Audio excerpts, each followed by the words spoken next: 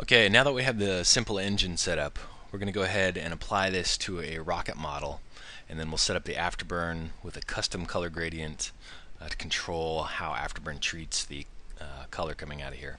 The reason we do that is because it's pretty nice to be able to control it with TP. We're able to use a kind of a graph op or a animated float value rather than relying on afterburn and its timing for changing those colors. Just a different kind of approach, different results. Okay, so we've got the simple engine, that's fine. Let's go ahead and create a new dynamic set to wrap this up. We'll call this rocket system. We'll drop the simple engine inside there.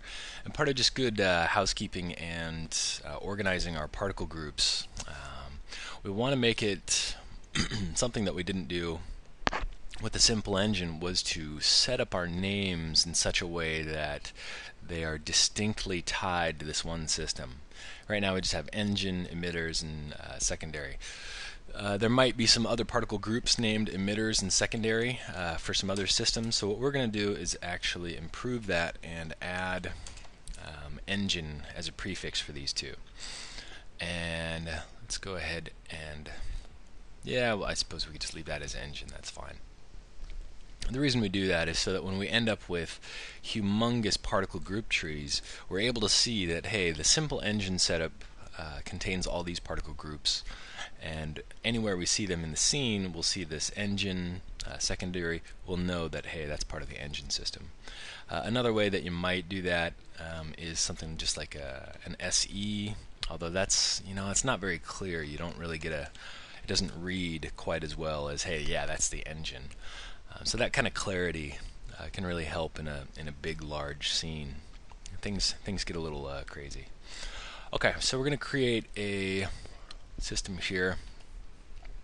And actually, what we want to do is we want to create some rockets. First, let's get our rocket scene in here. We'll do an XREF. We'll grab the rocket model, which is in videos, production shots. It's not here. Where is it? Okay, there we go. Simple rocket model. This is just a simple lathed line. We're going to bring it in as an XREF, and then we're going to merge that to have it in here. Using XREF with TP actually works really, really well. So if you ever need to reference geometry, that you're handling as an XREF. Haven't tried so much with containers yet, but that's on our list of things to do. Okay, so we've got a simple piece of rocket geometry. Let's go ahead and set up a system called Create Rockets. And for Create Rockets, what we're going to do is we're just going to create some rockets and have them take off from a kind of a platform. We'll actually just use a system here. We've got a generator. Generator birth node surface is a good one. This way we can just go ahead and draw a plane out here, and it will go ahead and let us create particles on that plane. Of course, we have to pick that plane with a node, get a whole bunch of them, and of course we don't want that standard shape. What we want is the rocket there. Rocket, might as well turn on subtree. Normalize that so that they're not humongous. Actually, that size is being overwritten. You see, first we have the geom instance, and then it's followed by the size. This size being later in the dynamic set is going to override that. So we'll go ahead and just disable that. And you see that we actually still have size variation on these guys. That is because on our position born, whenever you use black boxes, you got to watch out. These black boxes can be saved with a certain kind of setup that might throw you off. Things like direction variation we usually don't want, size variation, don't want that, mass variation, no. So this was a black box that we probably saved quite a while ago and had not learned these nice things. So let's just go ahead and say 10, and in fact actually we'll set this to a rate. We'll do 2 per second, and so we're going to get these rockets popping up here. Actually, that's a little fast. Let's do maybe 0.5 per second. That way, every 2 seconds, it's going to create a new rocket. And then what we'll do is have those rockets take off Of course, we don't want to see that plane, so we're going to go ahead and just hide it.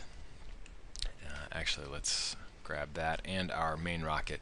Bring up our TP tools, create our TP layers, which is going to give us a bunch of good layers to work with. So we've got TP sources, contains those things. Let's make sure our rocket is named properly. Naming is really big. It makes things so much easier to find. Okay, so the thing about our rocket in this case is that it is oriented up. Z is now pointing up on this thing.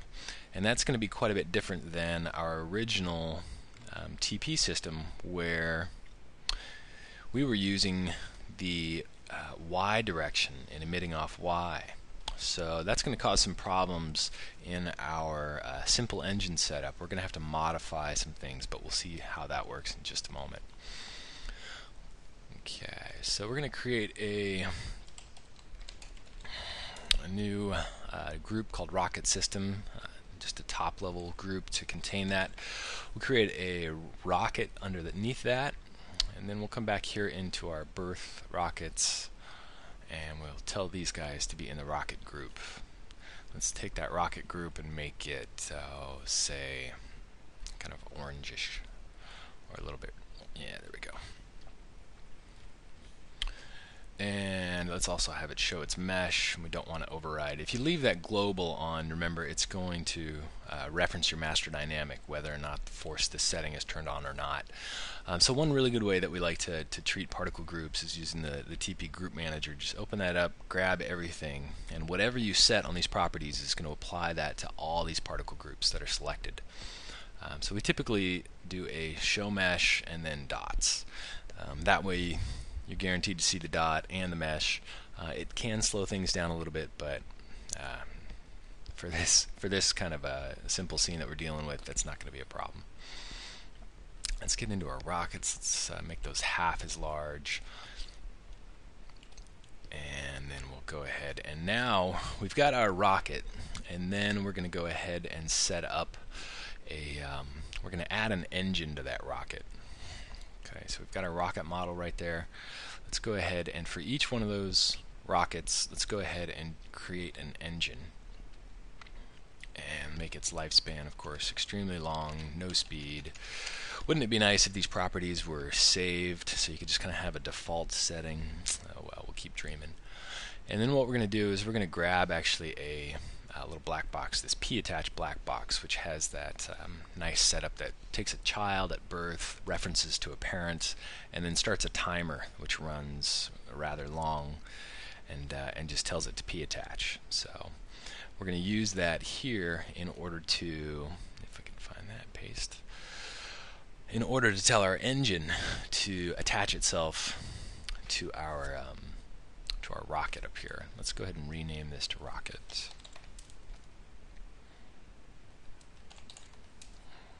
Okay, so we were creating an engine down here. We'll leave that one in for the moment, but we are going to end up removing it.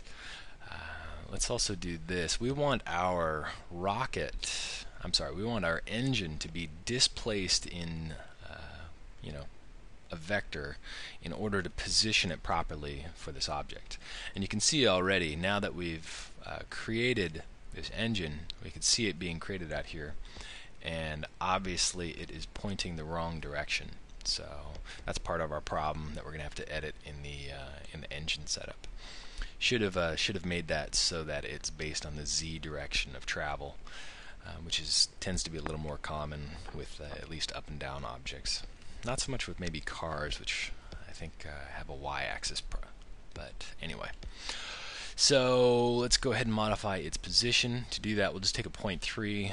Remember, whenever you connect a vector to a particle value, it's going to grab its position information. And then this way we can just go ahead and add onto that position, take that new vector and put it into the engine. And the engine, what we want to do is we want to move that down in Z. Let's set ourselves up to see properly here. So if we move this down, you can see there's our engine right there, kind of that orange particle. Let's just go ahead, or it's kind of pinkish. Let's make it green at the moment. Make it a little easier to see. And so we can position that. We'll just drop it right in about, say there. maybe a little bit lower. Okay, and remember our emitters. Our emitters for the engine already have an offset built into them, and so that is why this is has that distance already in there. And we're going to go ahead and get into how we need to modify this orientation of the engine. And what had happened was, let's actually jump up here. Let's go ahead and disable this simple engine that we had with the axis helper. And so we'll go ahead and for now we're just going to remove this other portion of the engine. Remember, we had set up 2 rings. We want to just go ahead and focus on what we need to do to update this. So we're going to come in, let's clear our debug. And what we've got is an expression that we were using. It's the cosine of 360 multiplied by basically the iterator's normalized value, so it creates a pattern, circular pattern. But you remember we had the x component, and then our y component we had left at 0, and we were using the z. So we actually set this up in the xz plane. What we need to do now is modify that just so it's the xy plane. So that's pretty simple. We just go ahead and take our sine times that, and we're going to go ahead and place that there and restructure that whole vector and hit enter, and look at that, still the same result. So must be something else. We'll go find that. It's not our offset position. I have a feeling it is our y direction here. So let's go ahead and disconnect that. Disconnect everything that was using that y direction. Feed that z direction into this, and okay, so now we get a nice downward motion matching our z. That's good. But we still have one little problem, of course, and that is our offset here is a little wacky. So our offset position was also using a y value. Remember, that was tied to a scalar up above this offset. And so what we're going to do is we'll just modify this. We'll expose our z value. Let's find out where that offset is. Comes into the y. Let's actually put that into the z.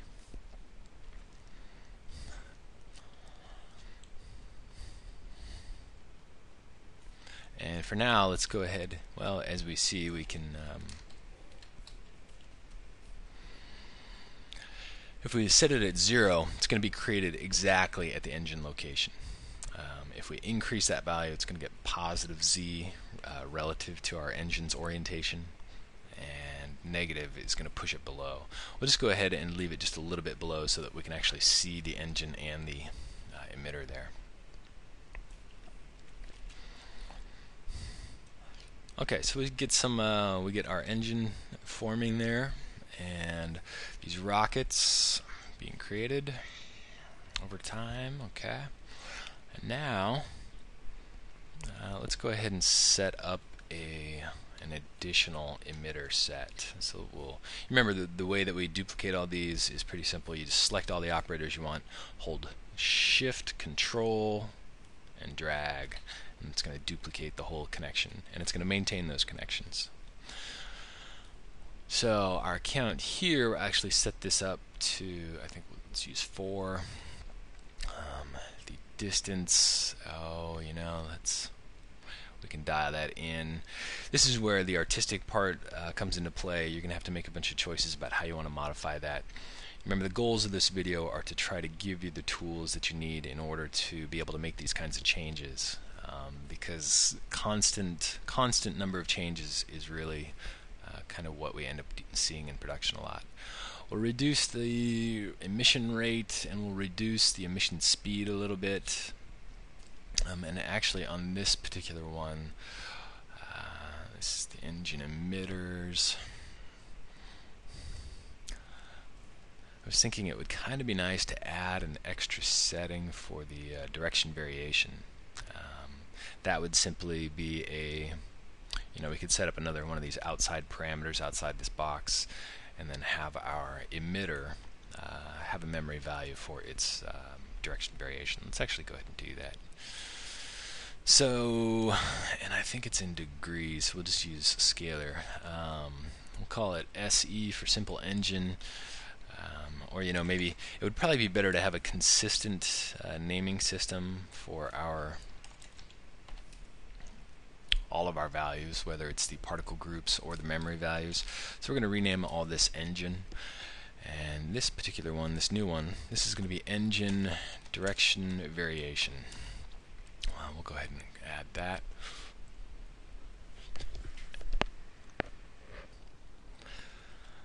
Okay, where were we? Sorry, there's a little time delay there.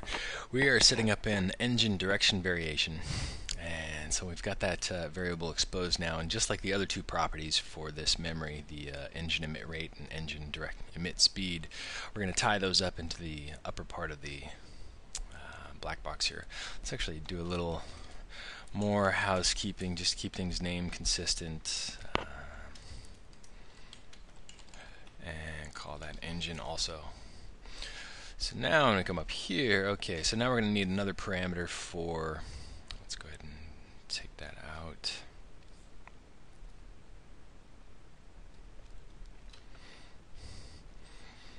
We'll need a direction variation amount for each emitter. And so for this particular emitter that we're doing here, this one only has one. I'll say, let's do a variation of, say, 4. And then what we need to do is tie this into our direction variation here. Engine direction variation, access that, just pull that out of that memory. Okay, so each engine emitter, and remember we are setting up multiple emitters here. Right now this is just one in the center, but as soon as we take this whole black box setup and duplicate it, and we'll go ahead and add 4 there. And again, we'll do a little customizing. We'll decrease the speed on these outer ones. You can see we can kind of sculpt this as we go.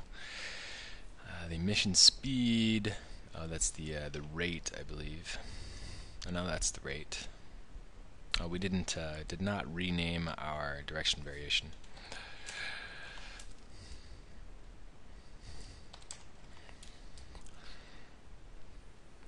Okay, and so we'll make the 4 have a little wider variation, maybe 10, and see what happens there.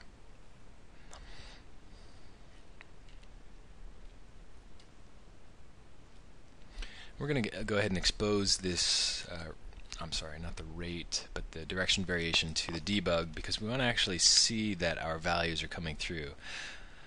I've got, let's go ahead. Oh, you know what? We have this as a distance variation. That is not correct. It's direction variation. You probably saw that while I was making the video.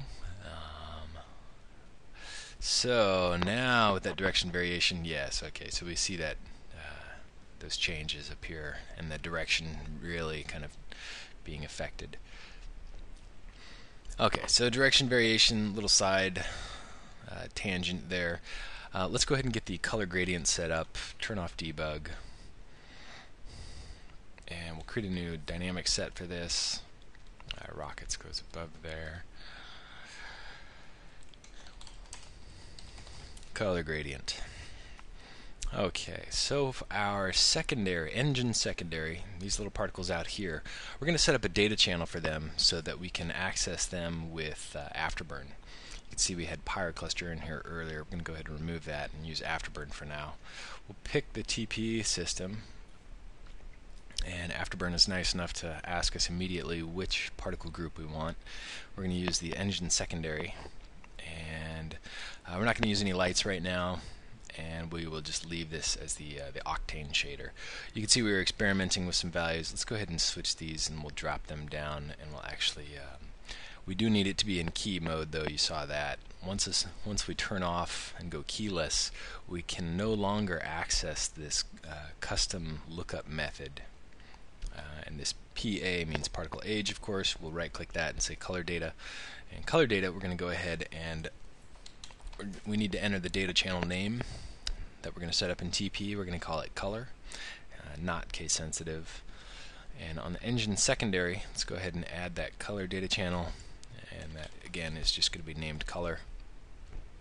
And then what we're going to do is we're going to set up a black box over the particle's age.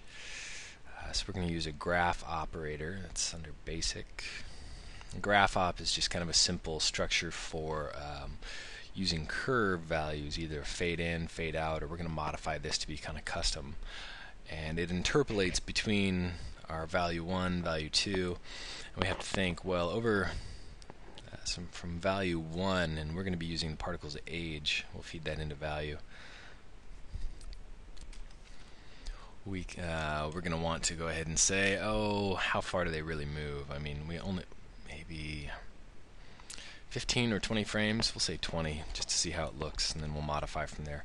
We'll take out one of those curves. We keep 2 of them in there just in case you want to have fast access to another. And of course Max opens up the track view as such, but at least we can see the value right away. And so at age 0, our interpolation is going to be at 0, and then at age 20 it's going to be all the way up here to a value of 1. And what we're going to do is we're going to actually use this curve to access and look up a color gradient that we're going to set up here in the material editor. And actually we might even have it already saved out under a gradient, M3D gradient. Yeah, we've got one called fire gradient. Again, this is a black box, just a simple little THI. It's a text map color that has a texture map already put in it. And this is kind of one of the neat things about TP is if you use these, anytime you have a text map color, you can store these bitmaps with this operator and it will retain it. And so it keeps that color information. This is a spectrum one, of course. The fire gradient that we're going to use looks like this. So you can modify that to your heart's content. Let's get rid of the spectrum. And what we're going to do is we're going to have this fade in as the particle ages. We're going to have it look up a UVW value of this gradient. And we can just use the U value, which kind of equates to X in this case. So from left to right. So from 0 all the way over to 1. But of course we need to take that single value that we're getting from our graph op and we need to convert that into a UVW space. So we'll go ahead and take that multiplier value. The multiplier, of course, is just multiplying by 1. That's kind of an extra step. You don't really need that, but it's just part of the black box. We'll take that into the UVW, and then we will take all of this, move it over, and then we'll store that outcoming color per particle in their data channel. It's going to be a color data type. We'll expose that. And the data channel number, again, is 0, so on our secondary channel 0 is our color. So. And a lot of times what we'll do is also we'll rename this DC color, just so it's easy to read and fast. Alright, so let's see what happens. We've got our afterburn is set up to read our TP color data, and it's got a whole bunch of variations set in here. Let's remove that variation. We don't want variation right now. Okay, so we'll just kind of get out here, say 20, and we'll see what we get. Okay, so we get some nice blast off color there, kind of your standard atmospheric fire. But we get a problem here down at the bottom, and this is because what happens is as these particles age, they actually are value to time lookup. And there it goes. Now we need to deselect the selected objects since TP is not selected. And now we get our value. What happens is when the particle finally reaches age 20, which is from our value to time, 20, it sends this value, it outputs a value of 1. And that value of 1, in terms of our color gradient, actually, once we reach this value over here, it is actually going to touch part of this value at 0.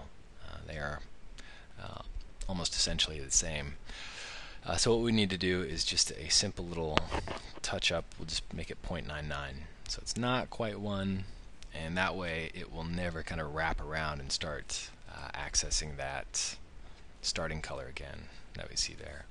So now when we render, we'll get the full fade out there.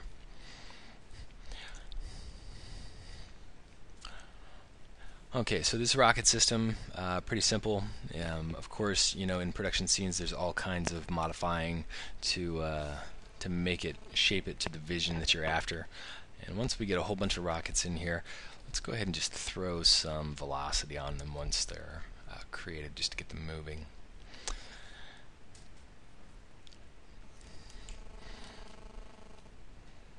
We'll just go ahead and say 20 for the moment. And so once they're born, they'll start moving. And you know, let's give them some speed variation. We don't want everything looking the same usually.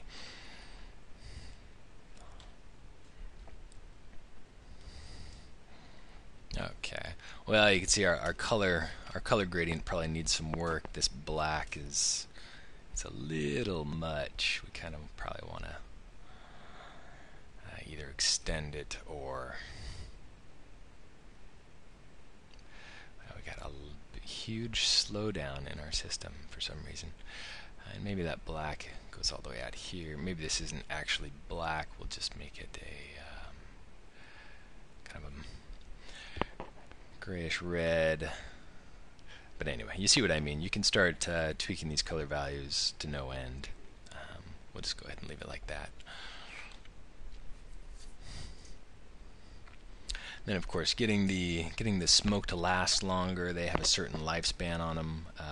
Most smoke emissions coming off rockets and such tend to stay alive quite a while. So the secondary lifespan would probably want to change that to you know, something rather large, maybe like 240 frames, and as well as we can modify some of their lifespan there. And so that's going to end up with much longer streams for us.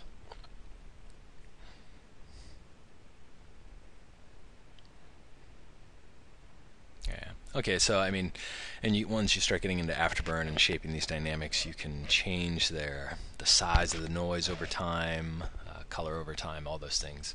Using the data channels is probably one of the best ways to do that, and having that kind of control inside TP is really nice because you get very explicit control over whatever specific property you want to use in order to drive those channels. Then just remember, set up those values in here either as a float data channel or a colored data channel are the two channels available in Afterburn. Okay, so we're going to go ahead and save. We didn't even save this as the start, but here we are in production shots. We're going to go ahead and save this as number 2. This is Rocket Trail End, using the engine as the start.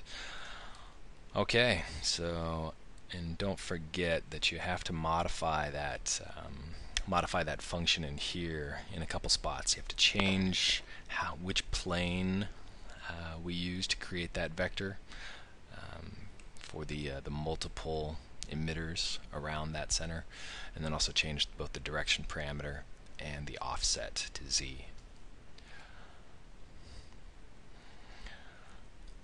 Okay, that's it for the rocket. Let's go ahead and move on.